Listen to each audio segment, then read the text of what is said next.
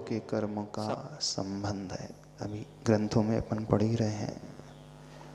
और ये संबंध एक भव का नहीं, कई कई भवों का लगातार चले हुए आता है। राम, रावण, लक्ष्मण और सीता, पद्म पुराण ग्रंथ में उल्लेख आता है।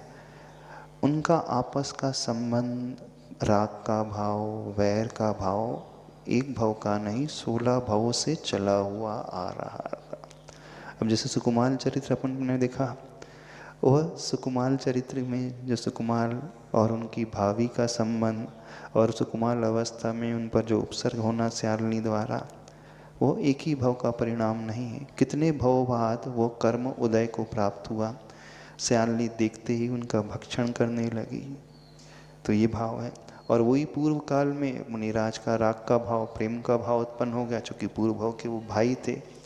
तो जब किसी भी अजनबी से मिल कर के हमें बहुत अच्छा सा लगने लगे, उसके प्रति वात्सल्य का भाव जागृत होने लगे, तो समझना पूर्व भाव का कोई संबंध है। और किसी अजनबी से मिलकर के शत्रुता का भाव पैदा होने लगे, कषाय का भाव पैदा होने लगे, मन ही नहीं कर रहा उसके पास बैठने का, वो कुछ कह भी नहीं रहा, जबकि वो बात भी नहीं कर रहा है, वो अच्छे से बात करने की कोशिश कर रहा है, लेकिन हमारा मन हो ही नहीं रहा।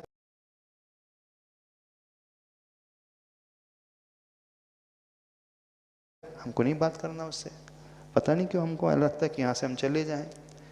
तो जब ऐसा होने लगे तो समझना पूर्व का वो द्वेष का संबंध उस जीव से चला आ रहा है। तो जो अनायास ही व्यक्ति को देख करके हमारे मन में राग अथवा द्वेष के भाव प्रकट होते हैं, तो नियम से उसमें प्रायः पूर्व भाव का संबंध चला हुआ आता है, और वो कई कई भवों पुराना होता है। पर एकांत से ऐसा होता है यह भी नहीं है, नए सिरे से शुरुआत भी होती है। तो 16 भवों के पूर्व में राम लक्ष्मण, उस समय तो कुछ नहीं था, उससे पूर्ण 16 भव तक हम जाएंगे तो वहाँ से उनकी शुरुआत भी मान लेंगे, तो ऐसा भी घटित होता है।